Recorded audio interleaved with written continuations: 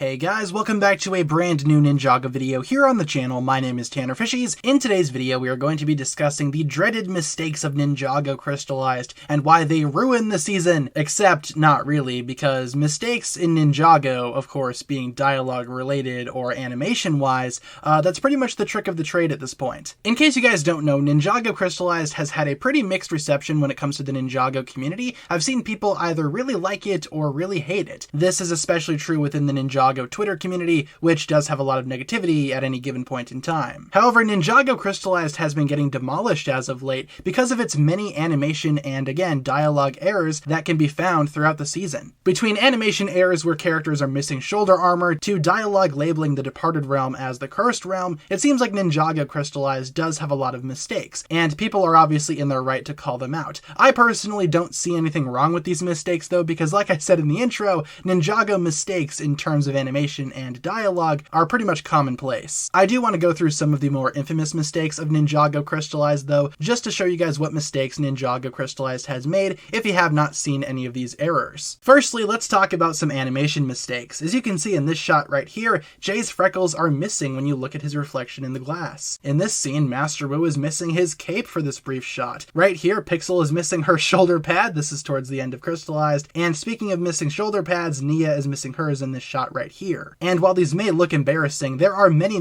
shots to be found throughout Ninjago Crystalized, most of which are fine. There are just a couple that have animation errors like what you just saw. The dialogue mistakes, though, have people a little bit more up in arms. For example, the Great Devourer is constantly referred to as he throughout the entirety of Crystalized, even though she was called a she in previous seasons. So what exactly is the Great Devourer? Male? Female? Who's really to say? A lot of people also point to this scene right here where Master Wu gets the dragon armor for the first time. Lloyd asks if that's the golden armor, to which Master Wu replies that yes, it is. Whilst in reality, it's not, because the golden armor and the dragon armor are two entirely different things. The dragon armor we saw Master Wu use in Ninjago Hunted, while the golden armor was used by the Overlord, and it was the armor that was made from the 4 weapons of Spinjitzu, which would later be melted down to make those weapons once again during Ninjago Season 10. Another one that people love to point out is the part where Garmadon mentions how he was revived from the Cursed Realm, while in reality we know that's not true. Garmadon was instead revived from the Departed Realm. Now the Cursed Realm is where Garmadon went after he was sacrificed, but obviously following Ninjago possession and the fall of the Preeminent itself, all of the Cursed Realm inhabitants were transported to the Departed Realm, where they would be for all of eternity. Hence, Garmadon was revived from the Departed Realm,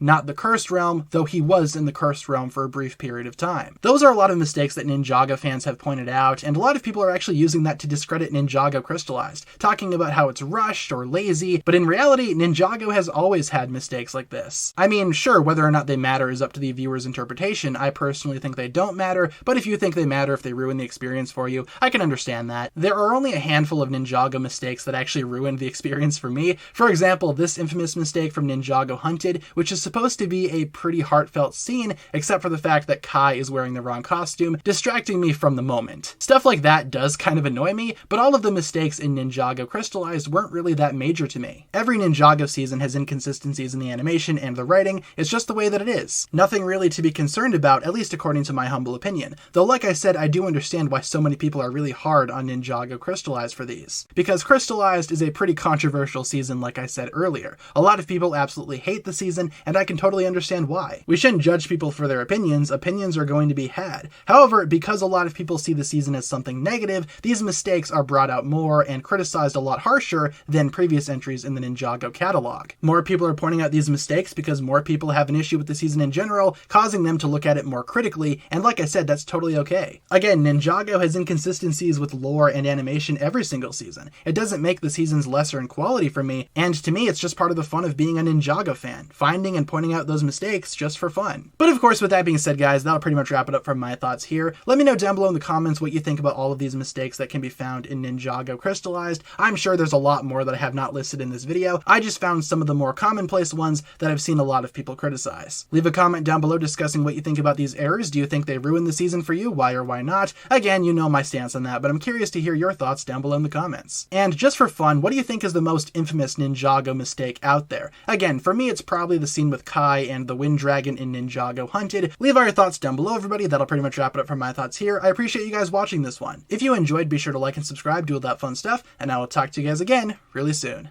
Peace.